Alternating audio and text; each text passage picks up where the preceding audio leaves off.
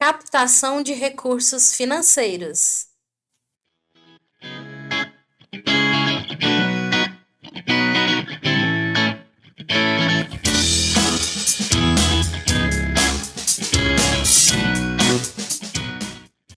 Olá, pessoal! Estamos começando o episódio número 26.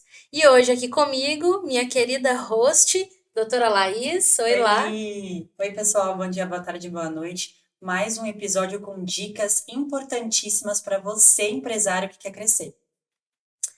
É isso aí. E hoje a gente tem um convidado especialíssimo, né, Lá? Temos. Antes de falar o nome dele, eu vou ler um pouquinho da biografia dele. Olha que legal.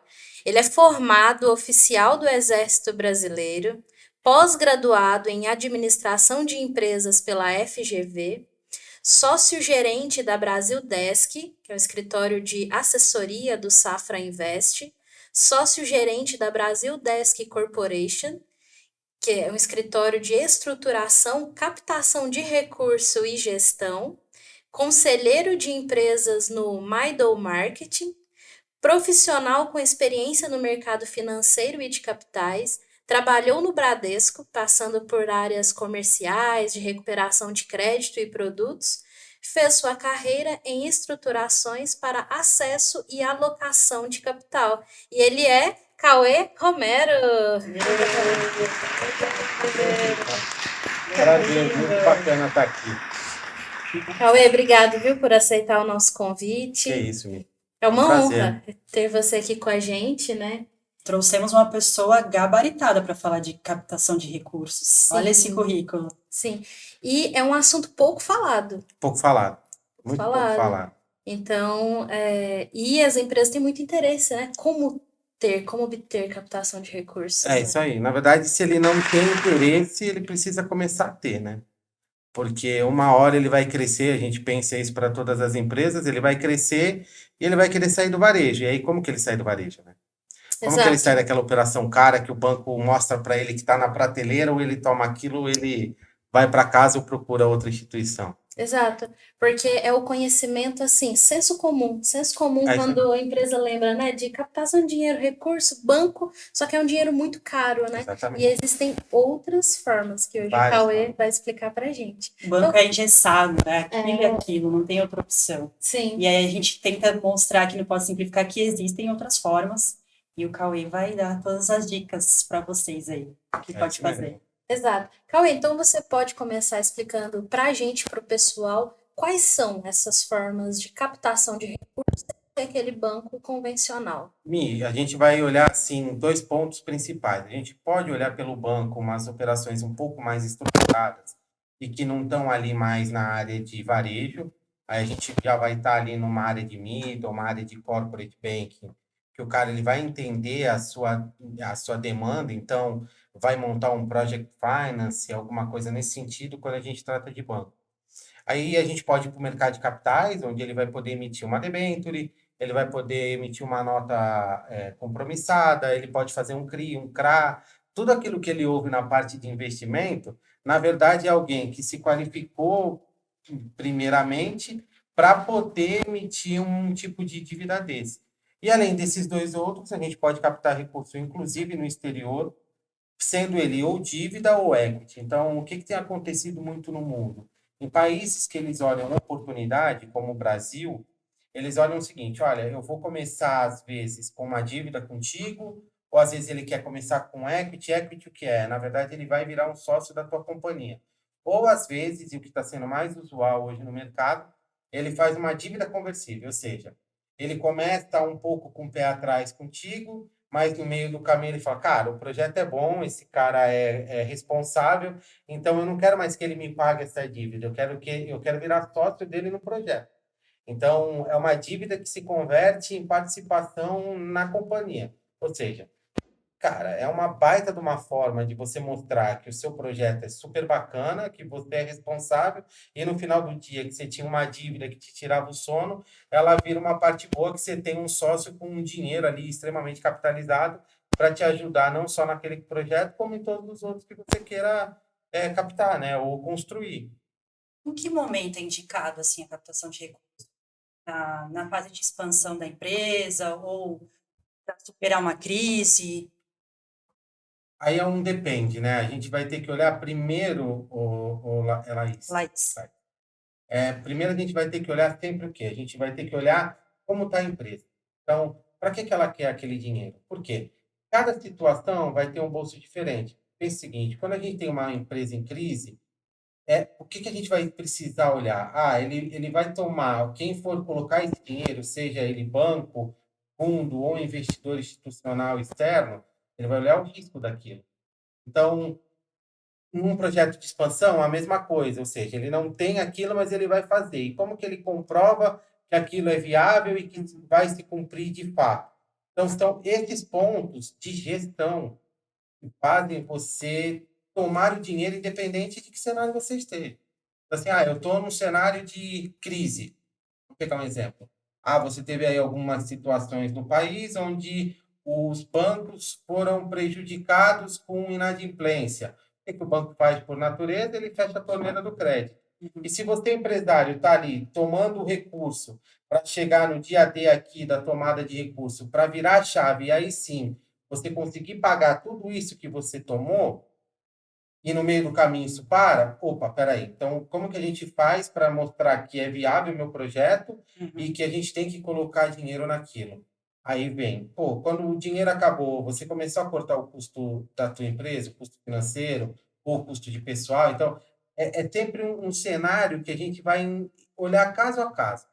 Claro que quando a gente fala do investidor lá fora, de um fundo de investimento nacional, o cara vai querer expansão. Ele quer pensar o seguinte, olha, eu não quero colocar o dinheiro para trocar uma dívida. Esse cara paga em 3 anos uma dívida e agora ele quer pagar em 8, ele está me usando para ter um fluxo de caixa melhor. Ele quer o quê? Esse cara quer construir uma fábrica nova e essa fábrica vai fazer 3 vezes o resultado dele hoje. Ele vai diminuir o custo, porque a linha vai ser muito mais produtiva, eu vou ter uma geração maior de produto com menos custo. É isso que ele vai querer olhar. Porque quando você pensa em expansão, é porque está dando certo, você está conseguindo gerir o seu negócio. Crise já é diferente, você está tentando salvar ali, né? Exatamente. Exceção quando, igual você falou, tem uma gestão muito bem organizada, né? Então, ele tem o projeto, mas aconteceu um ponto crucial, talvez na análise da sua empresa, por exemplo, você vê, não, o projeto dele tem ali onde chegar, né? Talvez se torne, mesmo estando em crise, ainda se torna atrativo para o investidor, é isso, né, Não tenha dúvida, é isso aí. Ele tem uma barreira ali para transpor, ele tem um produto muito, muito bacana que é difícil algum concorrente chegar naquilo, mas no meio do caminho ele se perdeu. Olha, vamos olhar a primeira empresa, vamos ver o que que ele fez. Eu tinha um executivo ruim, a minha empresa era familiar e eu não transformei ela em profissional no meio do caminho. Então, assim, na verdade, não foi até uma má vontade dele ou uma coisa ruim. No final do dia, ele só achou que fazendo como ele fazia no começo, ele ia ter o mesmo resultado no futuro. Só que começa a ficar complexo, né? Você começa a lidar com um volume financeiro maior, então quando você escorrega, você não escorrega como era lá atrás. Agora o impacto é muito maior e ele já te reflete muito mais na frente. Então, são esses pontos que a gente tem que ficar prestando atenção. É o que a gente estava conversando até um pouquinho antes. Não é o dinheiro que faz a gestão na empresa. É a gestão que faz o dinheiro vir para a nossa empresa. Sim. E hoje é um pouco. Eu acho que isso foi até uma cultura instalada que, assim, você precisa de dinheiro para fazer a coisa acontecer, e não o contrário. E no dia a dia, a gente que coloca a mão ali na graxa, a gente vê que não é isso. Você tem que fazer gestão, então, assim, criar compliance, governança, olhar o número de perto, ter um contábil muito forte, ter um jurídico muito forte, e que diminua e mitigue essas fraquezas que a gente tem. Toda empresa tem fraqueza. Agora, cabe a gente observar, aceitar que é a parte do processo que, às vezes, o empresário ele acha que a gente está reclamando da empresa dele, não é isso? A gente está falando, olha, esse é um ponto de atenção, a gente tem que melhorar, porque você vai ser muito melhor do que você já é. E aí sim você deslancha com o processo. É um atrás do outro, né? Um dia atrás do outro, isso. É reconhecer, aferir e modificar, basicamente. Legal. E E a sua empresa faz esse processo, né, Cauê? De acompanhar do início ao fim, né? Da Sim, análise. Isso é bacana, porque se a empresa ela tem esse pensamento de expansão e quer captação de recursos, então ela vai ter ali uma análise do início ao fim, então se é viável ou se não é viável também. exatamente. Na verdade, quando o cliente contrata a gente, ele contrata a gente para ser o advisor dele, né? A gente é ali o responsável por ser o assessor dele, na verdade. Assim, qual é o primeiro passo quando a gente é contratado e o cliente geralmente não tem? É contratar um plano de negócios e um valuation. Por quê? O plano de negócios vai validar aquela ideia que ele tem, que muitas vezes o empresário fala, cara, eu tenho um baita de um projeto. Ah, mas onde ele está? Está na minha cabeça. A gente tem que validar as premissas para ver qual o TIR, qual é o payback, toda aquela informação financeira e às vezes o empresário acha que é frescura do nosso lado, né? VPL, Sim. e EVA, né? Que EVA é muito maior do que EBITDA, mas eu acho que isso é um papo para outra hora, inclusive. Eu acho que a gente consegue falar um episódio inteiro só sobre EVA. É uma coisa maravilhosa. Então, é nesses pontos que ele tem que se atentar. Sim. E, Cauê, e referente à documentação, Uhum. a empresa se preparar para essa Isso. captação de recursos, o que que você pode assim, falar sobre isso? Bom, é como a gente estava falando, o plano de negócios e o valuation, quando a gente vira um advisor, né, da companhia, o nosso papel é o quê? É começar a olhar ali pelo básico. Então, vamos olhar valuation, vamos olhar plano de negócio. Isso está pronto? Quais são os pontos sensíveis que a gente identificou? Ah, geralmente, 98% das empresas são familiares, querem se profissionalizar, a gente esbarra no contábil, né? Porque é Brasil, e aí fala assim, pô, o meu concorrente faz assim, eu também faço, porque senão eu não sobrevivo. Hum. Mas espera aí, vamos parar e falar o seguinte, se você quer captar com um cara que não está no Brasil, ou com um cara que é um investidor institucional, que tem várias regras e várias premissas de ética e de compliance, você vai continuar sendo concorrente daquele cara sem um dinheiro bom. Ponto. Ninguém vai querer ser teu sócio numa coisa que é um pouco nebulosa. Então, assim, um contábil bem feito. Então, cara, você deu lucro, evidencia o lucro. Você tem controles rígidos, evidencia isso. Ah, não tenho, mas eu vou começar a ter. Isso são pontos que são muito benéficos para o empresário, porque, assim, isso vai fazer, de alguma forma, isso é difícil para eles saírem um pouco do controle. O controle que eu digo, não o controle total da companhia, mas ele ser o ponto de fazer tudo. Aham. De falar assim, ah, mas se tudo isso estiver acontecendo, para que que eu vou estar aqui? Ele perde um pertencimento que ele Uhum. acha que ser demandado muito mostra o sucesso que ele tem. Na verdade, não. Assim, É é uma, quase ao é uma, contrário, é uma né? evolução natural, Aham, né? sim. Dele sentar num conselho com mais 3, 4 caras contratados e falar assim, bom, para onde a gente vai, né? Ele vira diretriz e não resolvedor do problema do dia a dia.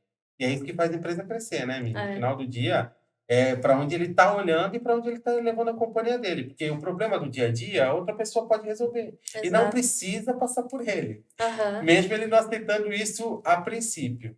É, Falam que a diferença do líder pro. Tem uma diferença que fala, né? líder e chefe, Líder e né? E chefe. também é operacional e estratégico, né? Quem quer Exatamente. expandir tem que sair do operacional e ir para o estratégico, né? Visitar pouco o operacional, né? Exatamente. Porque senão fica travado em você. Sim. Porque, Arrumar braços para auxiliar. exatamente. E muitas vezes os braços que auxiliam têm uma expertise muito Maior, melhor, é isso aí. maior, mais eficiência, né, que vai dar outras diretrizes e ele tá ali para ir validando, né, no ponto estratégico, isso é necessário. Muito. Isso que você falou vai muito da cultura brasileira mesmo, Não tem né? a ver.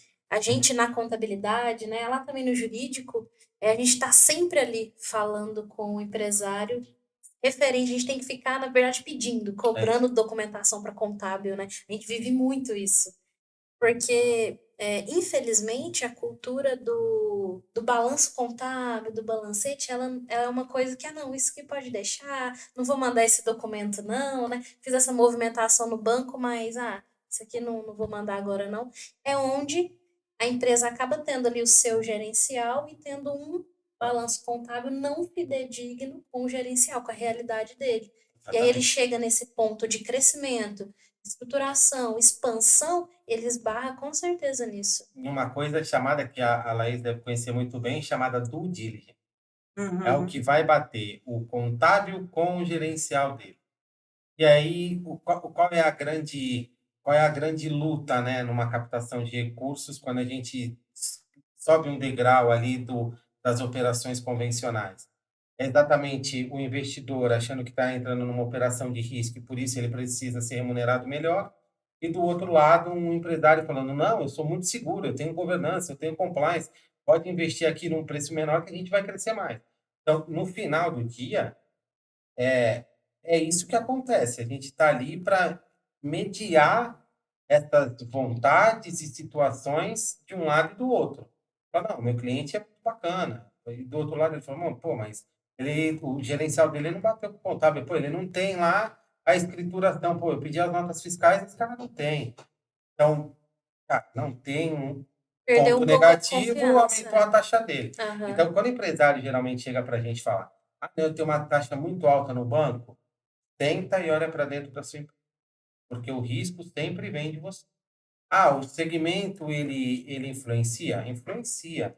O mercado de varejo hoje tem uma taxa muito mais alta do que o mercado de indústria? Claro que tem.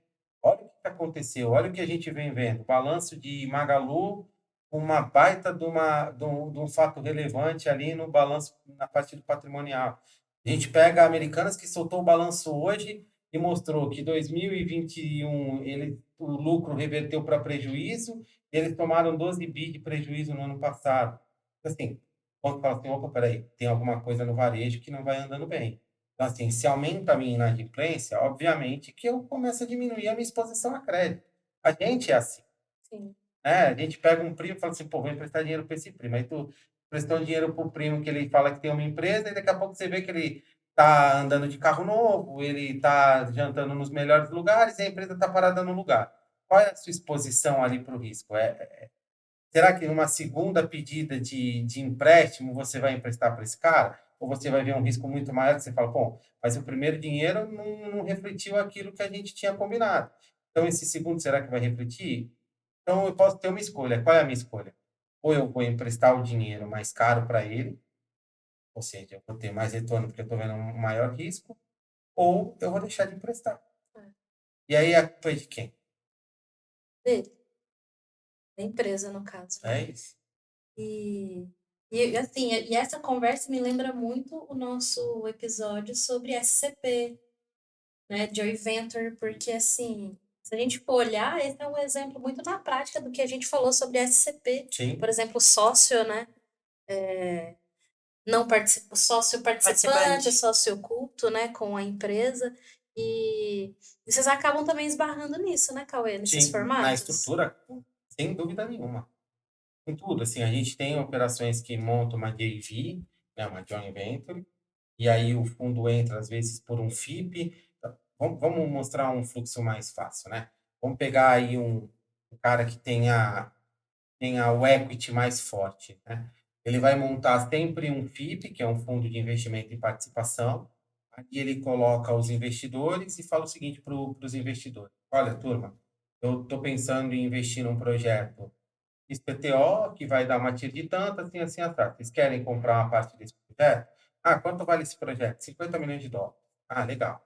Então, o que ele faz? Ele reúne ali dentro do FIP todo mundo, e aí o FIP, ele não pode participar diretamente. Então, o que ele faz? Ele geralmente monta uma JV para fazer o controle do caixa da companhia ali junto com o cliente, e embaixo deles vem a companhia. Então, essa estrutura é uma estrutura que a gente vê toda hora e que funciona. Então, uma SCP funciona? Funciona porque você diminui um pouco o impacto do tributo como fala? Na divisão dos resultados. Então, assim, também é legal. Então, você vai sempre, o contábil e o jurídico andam com o empresário numa captação de recurso 100% do tempo. Não é menos do que Lá não, mas 100% do tempo. Porque é isso, a premissa é: o legal é forte, o contábil é forte, a empresa tem gestão, a gente vai colocar dinheiro barato. Ah, não tem isso, cara, eu posso te emprestar num dinheiro mais caro. Ah, não quero investir no teu negócio. Então, isso acontece muito. Por exemplo, todo mundo fala, ai, projetos de energia, né? Todo mundo fala, pô, fotovoltaico, fez, né? Só que assim, você olha alguma coisa no sentido de alguns spreads hoje já estão muito esticados. O que é o spread? É o ganho ali do cliente, né? Os caras estão vendo que é um mercado que tem muita demanda por projetos de energia, mas na outra ponta o cara está cobrando muito caro. Então, já tem uma sinalização no mercado de que alguns fundos não querem se expor a isso, né? O cara ele não quer se expor. Ele fala assim, meu, eu acho que esse mercado hoje ele está muito concorrido e ele já está muito caro para a gente entrar agora. Então, deixa eu olhar um outro mercado. Ah, mas eu vou esquecer a parte da energia renovável? Não. Mas naquele momento ele fala, cara, não é uma estratégia nossa colocar dinheiro nesse segmento que a gente acha que ele já está esticado, ele já está caro. Então, vamos deixar para o segundo momento. Assim, esse é um papo e alguns advisors como a gente são sérios, eles sempre vão falar isso para o cliente. O projeto está caro, olha, não é o momento de colocar o dinheiro agora. Porque, apesar da gente participar de um FII, país, a gente tem que ter uma responsabilidade. Porque, de um lado, está um cara que deposita a confiança de colocar o dinheiro dele com a gente, e do outro lado, um empresário e ele tem uma expectativa, né? Então, assim, se a gente não for muito justo com essas duas partes, quem está errado no processo todo é a gente. Então, ser transparente, ser franco e bem objetivo, eu acho que é o melhor caminho. A gente tem muito isso dos clientes. Assim, ele fala, cara, no começo é duro ouvir o que a gente ouve, mas quando a gente vai passando os dias, a gente vai vendo que é um duro que a gente precisava ouvir, não o que a gente queria ouvir. O que o empresário quer? Assim, vocês passam por isso muito mais do que eu. Estou na empresa do cliente, o cliente chega para a gente e fala assim, não, minha empresa é maravilhosa, pô, minha empresa... Não, a gente aqui tá tudo correndo bem. Aí ele te chama para almoçar. Aí quando ele senta para almoçar, ele fala, nossa, a folha de pagamento tá acabando comigo. Michele, o imposto, como o imposto tá alto, pô, eu não consegui pagar o mês passado. Ai, pô, o trabalhista tá me engolindo. Então, assim, ele sabe que tem problema. Só que dentro da empresa dele, às vezes, ele não quer admitir isso. Ou não é nenhuma questão de admissão, mas às vezes alguém não chegou para ele e falou, olha, dá uma olhada nisso aqui, que isso daqui tá te sensibilizando de verdade. E esse é o nosso papel. É preparar a empresa para que ela chegue ali e faça um bom trabalho de captar o recurso e entregar o projeto, né? Porque do outro lado tem um cara que deposita dinheiro na gente e a confiança de que é um bom projeto que a gente está entregando para ele. Sim, verdade. E é isso. Você lida com isso na prática, então quais são os principais obstáculos, desafios para quem quer captar o curso? Cauê, antes de você responder, É verdade. deixa eu só pedir para você que está nos assistindo, se você está gostando desse episódio, você que está nos ouvindo também nas plataformas de áudio, e você que está aí no YouTube, curte esse episódio, se inscreva também no nosso canal, que tem bastante conteúdo relevante. Isso lá. Esse é um deles. Sim. Nós temos uma pessoa gabaritada e, olha, nunca participou de podcast, ele sempre fica por trás das câmeras, a Mi conseguiu trazer um expert aqui para trazer todas as dicas importantes para vocês, então, por favor, curte lá, nos sigam nas redes sociais e continue nos ouvindo. Isso mesmo, aproveitem ao máximo aqui o Cauê, a gente está aproveitando, né? E deixe também seu comentário se você tiver alguma dúvida. É isso. É isso. É isso. Mas vamos voltar para a tua pergunta, né? Então, quais são os pontos mais importantes? O que eu considero eu tenho um projeto. Então, o primeiro ponto é eu tenho um projeto. Viabiliza ele. Como se viabiliza um projeto? Você monta um plano de negócios bem elaborado, isso vai te custar um pouco de dinheiro, mas pense o seguinte, é o que eu sempre falo, você às vezes está colocando de pé um projeto de 10, 15 milhões, 30 milhões, 100 milhões. Você não querer gastar nada no processo, já tem alguma coisa errada, né? Ou se você é um cliente muito grande que tem a equipe lá dentro, você já gasta com ele mensalmente para isso.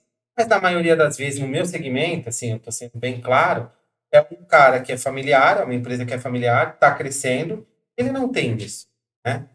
Então, é importante sempre. Por quê? Isso é uma fotografia da empresa. Eu sugiro, o plano de negócios, o valuation, ele pode ser feito anualmente. Por que isso? Porque você olha se você está chegando naqueles objetivos que você colocou. E qual é o grande atrativo disso? É porque o valuation vai mostrar o quanto de valorização a tua empresa teve.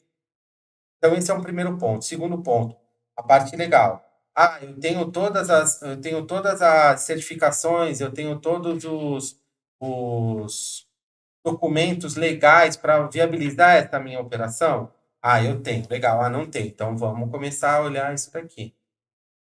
Bater o gerencial com o fiscal. Esse é outro ponto importantíssimo, é começar a ter um controle na empresa e uma conversa muito franca com o contador. Então, assim, o documento que o contador tem é o documento que a empresa tem. E pense o seguinte, pense que amanhã pode passar uma due diligence na sua empresa. E ela pode passar de verdade, né? Porque às Sim. vezes a due diligence é uma coisa que a Receita Federal faz. Quando Uhum. ela levanta alguma coisa que sinaliza para ela não uma coisa pejorativa, mas uma coisa diferente, né? Sim. Ela fala, não, então deixa eu olhar. Por que esse cara está crescendo nesse sentido? Ele está embolsando esse dinheiro, mas como que ele faz isso daqui? Então, a DUI é um constatador que você está funcionando da forma que deveria. E se você passa em qualquer tipo de due diligence, fica tranquilo, coloca a tua cabeça no travesseiro, que no final do dia você está fazendo um belo de um trabalho. Aí, depois disso, começa a se preparar para captar o dinheiro. Então, que forma que a gente vai captar o dinheiro? Como você quer fazer, né? Aí, às vezes, a gente tem proposta de equity e o cara cria uma dívida. A gente fala, olha, vamos olhar a dívida. Ah, tem hora que a gente vai ter que olhar, por exemplo, eu quero uma emissão, mas eu não consigo fazer a emissão ainda, porque eu não tenho, sei lá, vamos pegar uma construtora, eu não tenho ainda o recebível do lançamento para poder colocar na estrutura. Ah, eu quero emitir uma debênture, mas eu não sou uma SA. Hoje isso cai um pouco, porque tem algumas securitizadoras que estão entrando no mercado e elas estão securitizando pela SA delas e fazendo a emissão por lá. Então, você não precisa nem se é, posso falar, você nem precisa despender desse tempo para montar uma SA e mudar toda a tua companhia. Você consegue fazer isso com um parceiro forte. Então, captou o dinheiro, aí é que vem a responsabilidade. Porque até aí, tudo são flores, né? Assim, Uhum. lógico que a parte de gestão, meio do caminho de, corrige isso, como é que estão meus custos financeiros, como é que está a minha parte trabalhista, a minha parte fiscal, como é que estão os meus impostos, como é que está o meu relacionamento com os bancos, como eu estou pagando isso, eu estou atrasando, não estou atrasando, são sinais ali que mostram que se você está começando a atrasar, são dois pontos, ou o teu produto não está vendendo, né? E você não está gerando receita, ou você está gastando mais do que você está gerando de receita por alguma coisa que é intrínseca, e geralmente é custo financeiro, né? Assim, aquela taxa, eu falo de N exemplos. A gente tem um grupo, que é uma multinacional americana, que a empresa era extremamente organizada. Só que a gente viu ali um ponto na linha do custo dele com câmbio, com remessas de câmbio. Quando ele ajustou isso no mercado, ele paga hoje o aluguel da fábrica com a diferença do recurso que ele começou a salvar da operação dele de câmbio. Olha só, é um ponto de custo financeiro. E aí você fala assim, pô, mas o empresário tinha que ter olhado isso. Não necessariamente, porque o banco, ele não fala quanto você gasta com o spread financeiro dele. Ele te vende uma moeda com um spread já embutido ali na operação e você paga por aquilo. E aí, no final do dia, assim, você pagou uma moeda mais cara. Não, você pagou uma moeda mais um spread. E esse spread ali traz uma economia financeira que, às vezes, você pode usar para pagar seu aluguel. Então, olha que relevante. Sim. E vocês devem enxergar muitos gargalos, né, na Muito, empresa, que muito. às vezes nem é tão o que vocês estão olhando assim, sim, mas vai achando vários Ela aparece. pontos. Isso aí. Aparece, né? E aí, qual é o nosso papel? É sempre contratar empresas junto com o cliente para que esse terceiro faça o trabalho. O Cauê, ele faz a supervisão, o acompanhamento e junto com o empresário a gente começa a propor as melhorias. Identifica ali o que está... Porque assim, esse é outro ponto, Mi, que eu gosto de... Assim, não é falado, mas eu gosto de colocar na mesa. É o assessor que ele começa a querer ganhar fim em tudo, né? Ele quer fazer o plano de negócio, ele quer fazer o valuation, ele quer fazer a auditoria fiscal, ele quer fazer a auditoria legal, ele quer estruturar a operação. No final do dia, consegue fazer isso. E outra, como que ele vai fazer numa ponta e ele vai falar para ele mesmo que ele errou? Né? Então, assim, esse é um outro ponto legal para o empresário. Seu assessor é o seu assessor que vai ganhar dinheiro quando você colocar o recurso no bolso. Esse é o papel do assessor. Aquele cara que ele te oferece N outras coisas, não que você tenha que tomar cuidado, porque tem escritórios grandes que eles splitaram a operação deles e tem um braço de M&A, um braço de contábil. Mas Cauê, e eu acho que a gente funciona bem assim no mercado, a gente prefere contratar pessoas idôneas, que a gente já trabalha junto, é verdade, mas para colocar a opção para o cliente, falar, olha, vamos dar um exemplo, a gente teve uma auditoria de balanço. A gente colocou a BDO, colocou uma empresa menor e a gente colocou a Deloitte para o cliente escolher. Então, assim, uma faz mais coisa do que a outra, não necessariamente porque o escopo era igual para as três. Mas você tem ali um time e uma bandeira mais forte de Deloitte, você tem uma bandeira forte de BDO, e você tem uma pessoa que também faz um excelente trabalho, é derivado de uma Big Four, mas que não tem uma bandeira. E às vezes é difícil para o empresário, porque é difícil para mim também. Mas às vezes do mercado ele quer uma validação de uma bandeira. O Cauê gosta de profissionais que trabalham bem, né? Que são idôneos e que entregam aquilo que se propuseram a fazer. E as Big Fours, eu acho que a gente tem N casos, você olhar e tem problema no final do dia. Né? Tá aí, Americanas, tá aí, Magalu, pô, estão auditadas todo ano por causa do CVM. Como é que passa, né? Verdade. E no final do dia, assim, você quer ter uma bandeira ou você quer ter alguém confiança que vai chegar para ti e vai falar, ó, tá tudo errado. Você tem que arrumar isso daqui. É mais duro. Muito mais duro. Mas é eficaz. Mas muito mais eficaz. É isso que a gente geralmente comenta. E Cauê, no caso, por exemplo, de empresas de pequeno porte, por exemplo, médio porte, que estejam até assistindo a gente, né? Legal. Para elas funcionam a ação de recurso em questão de investidor, da sua experiência, assim, o investidor olha também para esse perfil de empresas? Olha, o investidor, ele olha até para o projeto Greenfield. O que é um projeto Greenfield? Aquele projeto que só existe no papel. Então, assim, se você tem as validações, né, que é o que a gente falou. Ah, eu tenho aqui, ó, eu tenho todos os certificados. Olha, o ambiental já me validou. Olha, o meu fornecedor já está aqui pré-acordado comigo. Olha, eu tenho um contrato de fornecimento para 7, 8 distribuidores. A gente monta o projeto e vende isso. Então, assim, essas captações que eu estou falando são prioritariamente para quem é middle. Para quem está no middle market, ali de 30 a 300, chegando a 1 bi de reais. Eu conheço empresas que faturam 2 bi de reais, que é familiar. Então, sempre começam pequeno, né? Na ele maioria começou da pequeno. empresa. Sim. E às vezes E alguém olhou ali. Exatamente. E às vezes ele cresceu muito rápido. Por quê? Porque ele teve a oportunidade de crescer. Então, assim, empresas que crescem por aquisição, é normal no meio do caminho você ter um choque de cultura. Você ter ali um choque de gestão.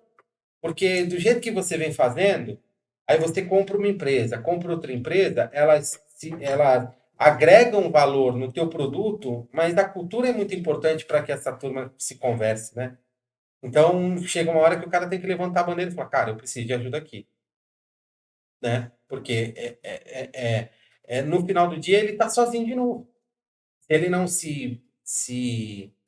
não é municiar, mas se ele não se precaver e colocar pessoas ali para ser o ponto de decisão junto com ele começa a ter que decidir tudo de uma forma rápida, sem evidência ou KPIs que coloquem aquela decisão como sendo bacana. E aí é o que a gente já comentou. Aí ele segue por um caminho, só que ele se equivocou. Só que aquele equívoco reflete numa coisa muito maior do que quando ele era menor. Sim. E mais fácil de corrigir. Então, assim, captação de recursos, mercado de capitais, o investidor lá fora, ele não olha muito para o tamanho do que você faz hoje. Lógico que é relevante. Quem é a tua gestão? O que essas pessoas já fizeram na vida, né? Por exemplo, eu quero um projeto de 100 milhões. Mas quanto tua empresa fatura? Minha empresa faturou 20 milhões no último ano. 20 para 100 é uma gestão de recurso muito maior do que ele está acostumado. Então, por exemplo, se eu faço isso desde que a minha empresa tem R$ 1 milhão, é uma coisa. O investidor pode olhar e falar assim, olha, vou contratar um CFO do mercado, que esse cara já, sei lá, teve budget de 200, 300 milhões, porque 100 é muito menor do que 200 e 300, do que você, que faz de 20, querer fazer os 100. E aí é aquilo que a gente volta a falar, né? Não é uma perda de controle, mas assim, tá bom, eu aceito isso, vamos colocar esse cara para fazer para mim. Só que aí ele já soltou a mão ali do financeiro. Aí o RH, pô, hoje você está com, sei lá, 2.000 funcionários. Você não acha que tem que ter alguém que entenda de 2.000 para 5.000 funcionários, ao invés do teu gerente? Não que o gerente do RH não tenha capacidade para isso. Mas se ele tiver vivenciado, ok. Se ele não tiver vivenciado, é um baita desafio. Sim. Então, não que aquela pessoa não sirva mais para a companhia, mas ela precisa de uma outra pessoa que tenha essa experiência maior para agregar junto com ela e você se tornar forte. O pequeno, ele já tem umas linhas mais. Não é que elas são mais menores, mas elas são mais travadas, né? Hoje a gente tem, por exemplo, o Desenvolve São Paulo é um baita de um provedor de recurso de uma forma boa. O Sebrae tem uma linha ProEmp, se eu não me engano, que também é uma linha super bacana. O Cicobi tem linhas bacanas para quem é pequeno. Então, é uma cooperativa de crédito, mas, cara, eles estão olhando para o pequeno. Porque o pequeno é muita coisa. Se você pegar uma proporção de CNPJs, quantos são grandes, quantos são médios e quantos são pequenos? Sim. Então, mas assim, linhas boas, por exemplo. Desenvolve tem linha que você paga uma taxa bem menor do que um varejo te oferece, e além disso, ele te dá 1 ano para começar a pagar, ou seja, você vai fazer 12 meses rodando o teu caixa até você pagar a primeira. Interessante. Então, isso é muito bacana. Agora, vamos olhar o ProEmp. Também tem a linha do Sebrae que empresta um dinheiro com o aval do sócio lá em um fundo FGA, se não me engano. Tem um FGI, enfim. Eu quero procurar um sócio, um investidor para colocar dinheiro na empresa. Tudo bem. É válido também. Mas qual é o tamanho do investidor? Qual é o tamanho do teu projeto? A gente consegue fazer isso ou não consegue fazer? Né? Assim, eu preciso, por exemplo, de 20 milhões de uma vez só, eu posso pegar 3, mostro o resultado, pego mais 5, mostro o resultado, pego mais 7, e aí no final, no longo de 5 anos, eu tenho uma operação de 20. Então, esse é um outro ponto. O dinheiro ele vai vir de acordo com a tua necessidade. Então, não é como o banco, que se assinou um contrato, caiu o dinheiro lá, faz o que você quiser. Assim, é até bom para você, porque você vai ter que gerir aquele caixa de alguma forma. Então, para o pequeno, não é difícil, mas é mais desafiador por isso, porque você tem menos oportunidade. Sempre foi assim. Né? Sempre foi assim. Eu acho que hoje está muito melhor do que já foi, né, no passado. Mas mesmo assim eu quero montar um plano de negócio, quero montar uma estrutura mais bacana. Eu consigo apresentar um projeto de 2, 3 milhões para o investidor? Vai apresentar. Mas o investidor que vai querer muito mais garantia. Você está pequeno. Aí você quer, não quer? Sim, não. Então, É mais desafiador, mas não deixa de ser bacana. Agora, por que a gente foca no middle, né? Tanto vocês como quem está assistindo a gente deve estar se perguntando isso. Mas por que você foca no middle? O middle, ele passa cíclico, é cíclico isso, né? Assim, ele passa por uma janela de que você não está em nenhum segmento, né? A gente que vem de banco consegue olhar isso um pouco melhor. Por exemplo, às vezes o cliente é grande para o varejo, mas é pequeno para o middle.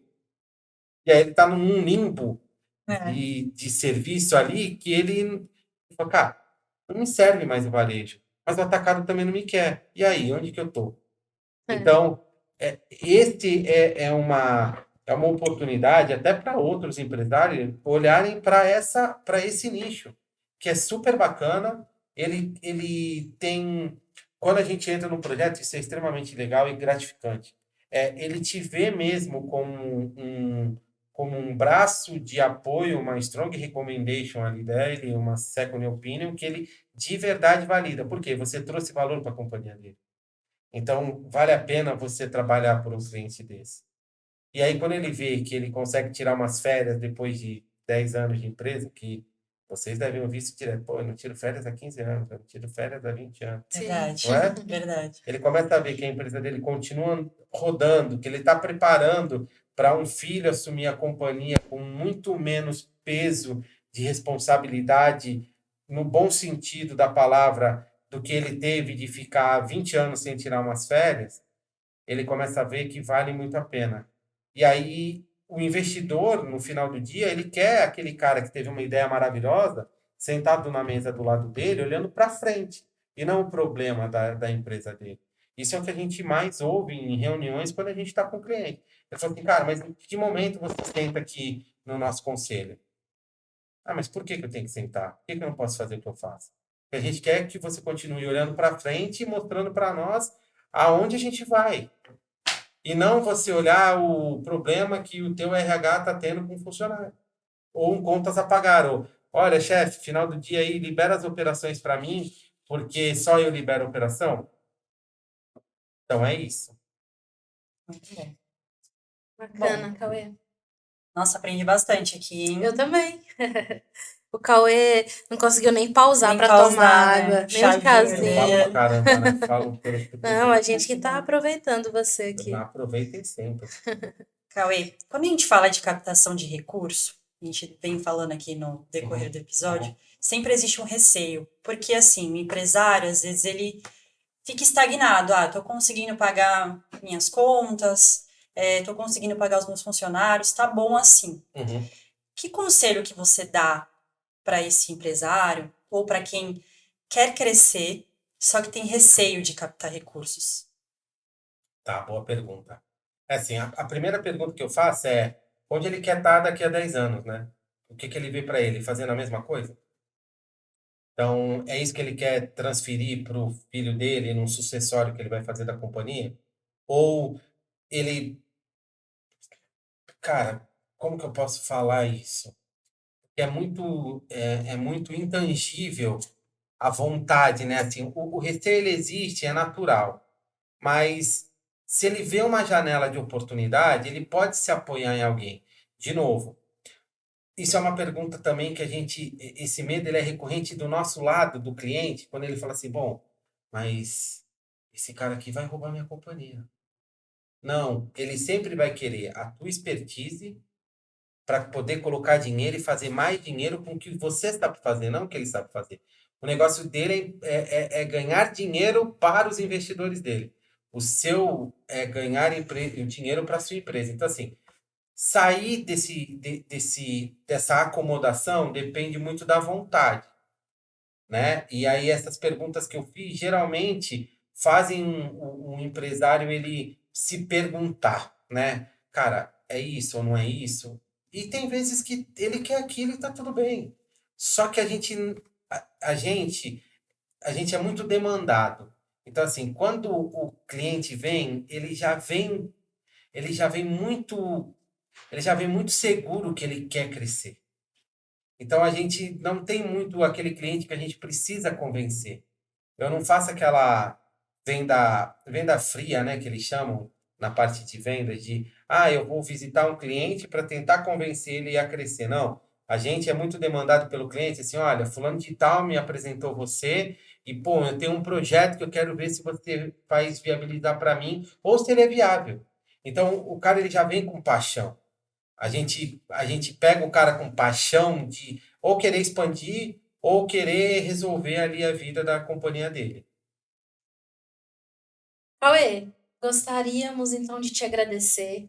Nossa, Muito que obrigada. rapidinho. Foi rápido, né? Foi Foi super tão bom rápido, que foi. Mas a gente vamos finalizar, né, agora o nosso episódio, mas eu gostaria. Tu quer fazer mais alguma pergunta, Lau? Ou a Não, gente pode. estou satisfeita, Podemos gostei encerrar? bastante. Nossa assessora tá ali com a plaquinha já. Hum, Mas, Cauê, muito obrigada, viu, mais uma vez, por Obrigado ter por aceitado o convite. Foram muitas informações pra gente, pro pessoal que está nos assistindo. Obrigada de coração. por E a ter gente vindo. deixa também aberto os próximos convites para falar de outros tipos de investimentos, de recursos, que eu sei que você tem uma gama aí de conhecimento. Então, Expertise, né? expertise. Gigante, assim. Não, a gente vem, a gente gosta de falar, né? Apesar da gente não aparecer muito, vocês perceberam que a gente gosta de falar. E é isso, assim, o mercado de capitais, o mercado como um todo, ele tem esse receio porque ele sempre acha que pegar dinheiro de uma outra forma é que nem pegar dinheiro em banco. E na verdade não. Aquele cara que coloca dinheiro no mercado de capitais ou no investimento com um investidor institucional externo, ele na verdade ele está acreditando na sua ideia e ele quer que você vença, não que você pague a dívida. Então eu acho que esse é uma sementinha que a gente coloca na cabeça do empresário de se estruture melhor para você entrar no melhor do mercado, que é quando o investidor ele olha para você querendo que você cresça e não que você pague uma dívida. Eu acho que esse é um ponto bem bacana para deixar na cabeça do empresário, que faz às vezes ele mudar. Eu falo assim, pô, eu não quero pagar mais dívida. Não, mas você não está pagando mais dívida. Você está colocando alguém na sua companhia que quer que você cresça naquilo que só você enxerga. Isso é demais, né? Mas assim, você gostaria de deixar seu telefone, caso tiver algum empresário que queira fazer essa estruturação, né? Que queira captar para entrar em contato com a Brasil Desk? Zero problema. A gente pode colocar, a gente conversa. A gente geralmente dá bastante conselho, né? Que assim, às vezes a pessoa fala, mas quando você cobra para me dar uma opinião? Cara, eu não te cobro nada. O mínimo que eu posso fazer é retribuir com uma opinião minha sobre o teu negócio numa expertise que eu faço há muito tempo. Então, zero problema, assim, a gente tem um telefone que é 13, né, 40 42 9600. Tá Então, bom. esse é o telefone da Brasil Desk Corporate. Coloca lá, geralmente vai atender alguém, ou então por ramal, mas eu acho que pelo telefone lá, pela URA, ele vai conseguir identificar o caminho que ele vai tomar. Tá ótimo, Tá Cauê. bom? Muito Meninas, obrigado, obrigada. viu? Foi um prazer estar aqui, é muito legal. Parecem que foram 15 minutos. Verdade. Foi Foi muito tão bom. rápido, Foi tão muito rápido. Então é isso, pessoal. Muito obrigada. E não se esqueçam de se inscrever no nosso canal.